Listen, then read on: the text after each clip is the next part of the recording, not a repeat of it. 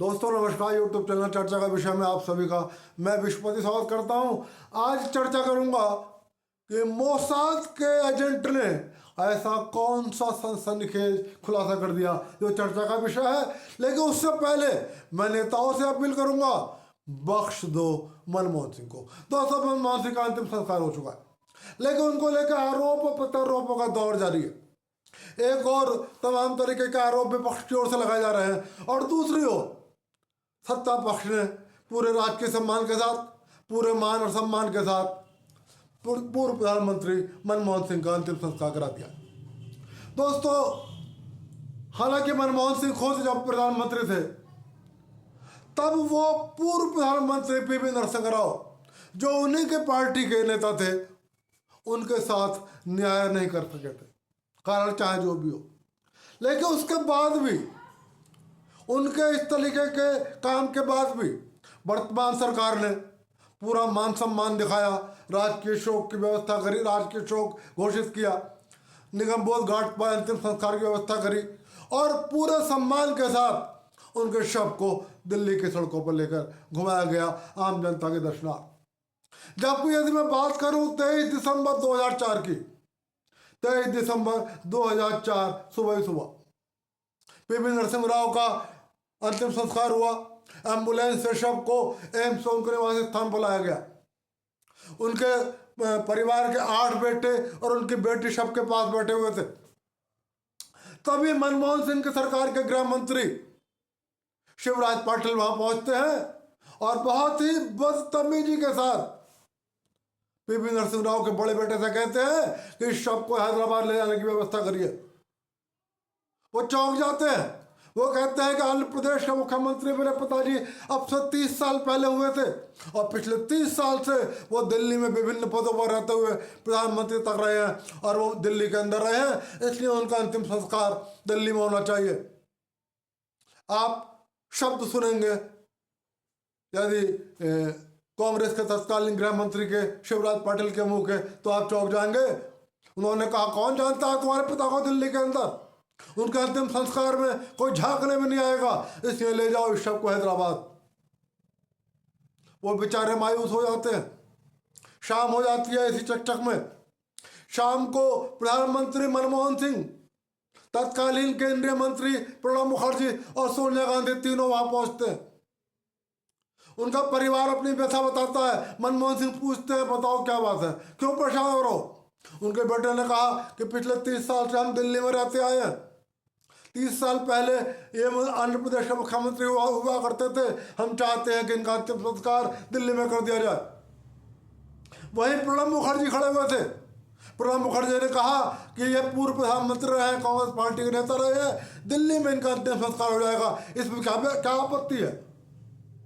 तब मनमोहन सिंह कहते हैं, मैडम से पूछना पड़ेगा। ये मैडम कौन थी?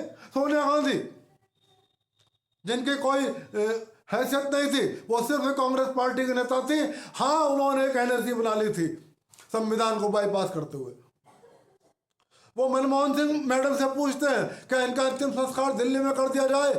सोनिया गांधी को जवाब नहीं देती हैं, लेकिन घूर के देखती हैं मनमोहन सिंह को और सीधे अपनी कार में जाके बैठ जाती हैं।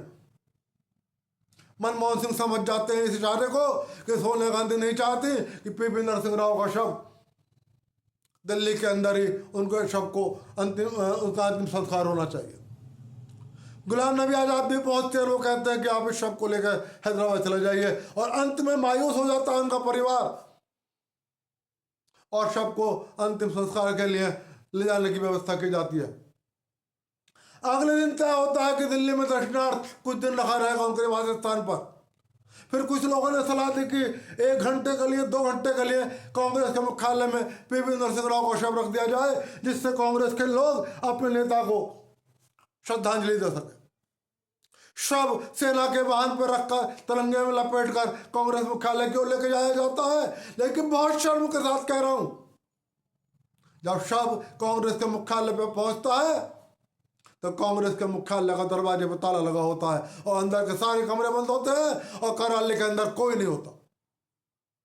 सीधे शब्दों में कहूं तो उनके शव को कांग्रेस के कार्यालय में रखने की इजाजत नहीं होती। लेकिन मनमोहन सिंह शांत रहे बिल्कुल। उन्होंने हस्तक्षेप नहीं किया, हालांकि वो पार्टी के नहीं प्रधानमंत्री थे, लेकिन ना तो उन्होंने प्रधानमंत्री रहते हुए हस्तक्षेप किया कि पीवी नरसिंह राव कांग्रेस पार्टी के नेता हैं, पूर्व प्रधानमंत्री हैं, इसलिए दिल्ली में इनका अंतिम संस्कार होना चाहिए, और ना उन्होंने इस बात के लिए हस्तक्षेप किया कि कांग्रेस मुख्यालय खुलवाया जाए और यहाँ पीवी नरसिंह राव के शव को रखा जाए।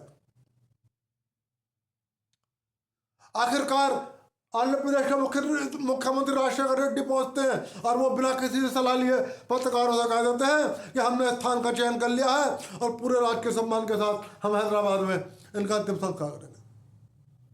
और अंततः उनके परिवार को बहुत मजबूरी में उस शव को लेकर हैदराबाद जाना होता है। ऐसा किया था डॉक्टर मनमोहन सिंह ने, और 24 दिसंबर को वो उस शव को लेकर हैदराबाद चले गए। लेकिन प्रधानमंत्री नरेंद्र मोदी ने ऐसा नहीं होने दिया।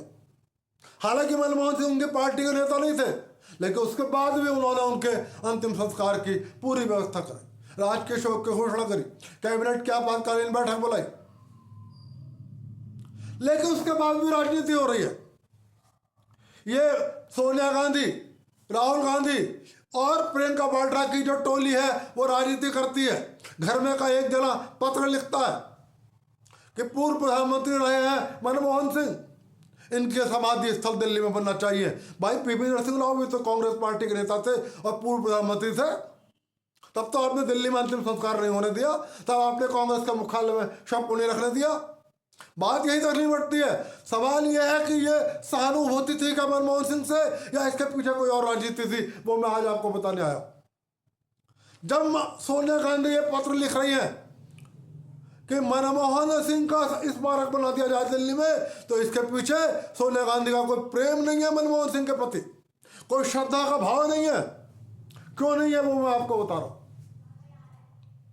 भारत के आर्थिक सुधारों के जनक पीवी नरसिंह राव थे, और सोनिया गांधी चाहती हैं कि भारत के इतिहास में आर्थिक सुधारों के लिए पीवी नरसिंह राव का नाम न लिया जाए। वो नरसिंह राव का कद छोटा करना चाहती हैं, इसलिए मनमोहन सिंह के नाम को आगे बढ़ा रही है।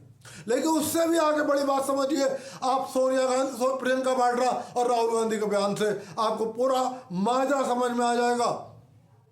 एक जना कहता है कि पहले सिख प्रधानमंत्री थे और यह सिख समाज का अपमान हुआ। दूसरा कहता है कि यह सिर्फ दिल्ली के नहीं, पूरे देश के सिख समाज का अपमान करा गया है। ऐसा क्यों कर रहा है? इसके पीछे भी दो कारण है। आपको याद होगा 1984 में श्रीमती इंदिरा गांधी के मरने के बाद दिल्ली में सिखों का कत्लेआम हुआ था, और वो कत्लेआम कर किसी और ने नहीं किया था, कांग्रेस पार्टी के लोगों ने किया था। और उस वक्त याद करो किसने कहा था कि एक बड़ा पेड़ धरती में गिरता है तो धरती हिलती है। ये कहा था सोनिया गांधी के पति राहुल गांधी और प्रियंका वाड्रा के पिता राजीव गांधी ने। हजारों सिखों के कत्ल से इन कांग्रेसियों के, इस गांधी परिवार के हाथ सने हुए हैं, खून से, उनके खून से हाथ सुने हुए हैं। ये मनमोहन सिंह के स्मारक की चिट्ठी लिखकर अपने खून से सने हुए हाथों को धोना चाहते हैं।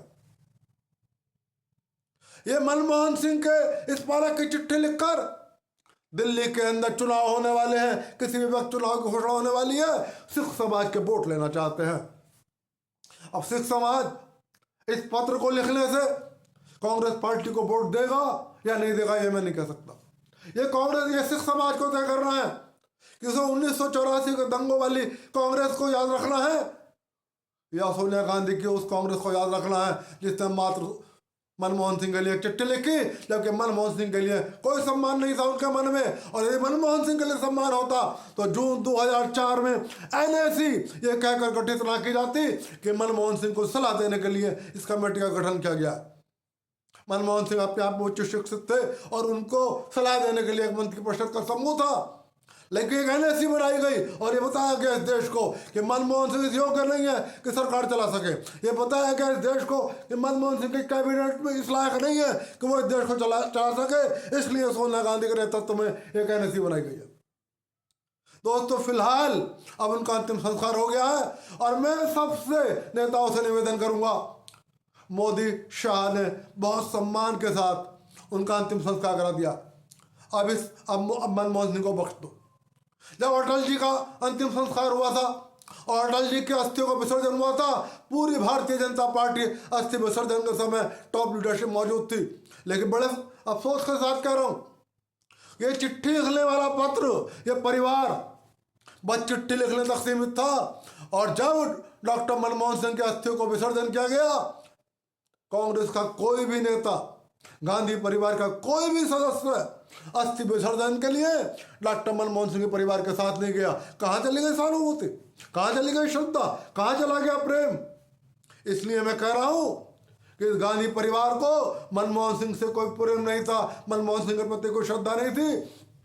ये इनकी अपनी राजनीति है, अपनी सियासत है, अपने हित है, अपने स्वार्थ है, और अपने स्वार्थों को करने के लिए, पूरा करने के लिए ये चिट्ठी और ये सारी चीजें हो रही हैं। दोस्तों फिर कह रहा हूं कि अब सारा काम निपट चुका है। अब ये आरोप प्रत्यारोप वाद विवाद कम होना चाहिए। फिलहाल मनमोहन सिंह एक बहुत उच्च शिक्षित व्यक्ति थे, सीधे स्वभाव के थे, सरल स्वभाव के थे, बहुत बड़े अर्थशास्त्री थे, पूर्व प्रधानमंत्री थे, उनको श्रद्धांजलि। दोस्तों बताता हूं कि मोसाद के एक एजेंट ने ऐसा क्या कह दिया कि सनसनीखेज खुलासा हो गया। आपको याद होगा, लेबनान में अचानक बहुत सारे पेजर फटे थे और बहुत सारे बाकी टाके फटे थे, और उसमें हिजबुल्लाह के बहुत सारे लोग घायल हुए थे और बहुत सारे लोग मारे गए थे। तब ये खबर आई थी कि हिजबुल्लाह ने ये बाकी टाकी और पेजर ताइवान के कंपनी से खरीदे थे, और उस कंपनी ने कहा था कि हमने खुद नहीं बनाए, हमने कंपनी को फ्रेंचाइजी दे रखी है, उस कंपनी ने बनाए। उसके बाद ये नहीं पता लग पाया कि उस कंपनी के अंदर विस्फोटक रखे गए, या जब कंपनी से माल सप्लाई हुआ लेबनान के लिए तब कहीं रास्ते में रखे गए, या जब लेबनान में माल पहुंच गया और वहां से हिजबुल्लाह के लड़ाकों को वो माल बटा तब विस्फोटक रखा गया। ये पता नहीं लग पाया। लेकिन दोस्तों अब पता दे रहा हूं, ये पता लग गया। मोसाद के एक एजेंट ने सनसनीखेज खुलासा किया है, और उसने कहा कि वो कंपनी ताइवान की नहीं थी, वो कंपनी इजराइल के लोगों की थी, हमने बना रखी थी वो कंपनी। और उस कंपनी ने जो फ्रेंचाइजी दे रखी थी वो कंपनी भी हमारी थी, यानी इजराइल की थी। और ये एजेंट कहते हैं कि हिजबुल्लाह ने हमारे ही कंपनी से ये 16,000 बाकी टाकी और पेजा खरीदे थे, और हमने उन्हें अच्छे खासे प्राइस पे बेचे थे, मतलब पैसा भी हिजबुल्लाह का। और जब हमने वो कह रहे हैं बाकी टाकी बनाए, तभी उसकी बैटरी में विस्फोटक रख दिया था, ये सोचकर कि भविष्य में कभी यह विस्फोट काम आएगा। और 2 साल पहले खरीदे गए थे ये बाकी टाकी और पेजर वहां से। और उस मोसाद के एजेंट ने कहा कि अब जब समय आया, उसने कहा हमारी खुफिया एजेंसी के बहुत दूर की सोचती है, हमारी खुफिया एजेंसी के पास ऐसी टेक्निक है जो दुनिया की किसी एजेंसी के पास नहीं है।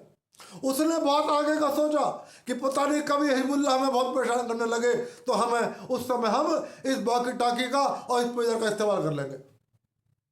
और 2 साल बाद वो समय आ गया जब इजराइल की खुफिया एजेंसी को लगा, इजराइल की सरकार को लगा कि अब इन बाकी टाकी और पेजर का इस्तेमाल करने का समय आ गया है, तो वो मोसाद एजेंट कहता है हमने ही वो विस्फोट किए थे। मतलब आपने खरीदे भी इजराइल से थे, आपको बेचे भी इजराइल ने थे, बनाए भी इजराइल ने, फायदा भी इजराइल ने कमाया, और विस्फोट भी इजराइल ने कराया। इस तरीके से मोसाद के एजेंट ने ये सनसनीखेज खुलासा करके हिजबुल्लाह को चौंका दिया है, और पूरी दुनिया को ये बता दिया है कि ना ताइवान की कंपनी थी जिसने बनाया, ना वो ताइवानी कंपनी थी जिसने बेचे, बेचने वाले भी हम थे, बनाने वाले भी हम थे, और विस्फोट करने वाले भी हम थे। दोस्तों आज की बात यहीं तक, वीडियो समाप्त कर रहा हूं और आपसे निवेदन कर रहा हूं वीडियो पसंद आए लाइक कर देना, चैनल को सब्सक्राइब कर देना। फिर मिलूंगा और किसी विषय पर बात करूंगा, तब तक के लिए आप सभी को मेरा नमस्कार।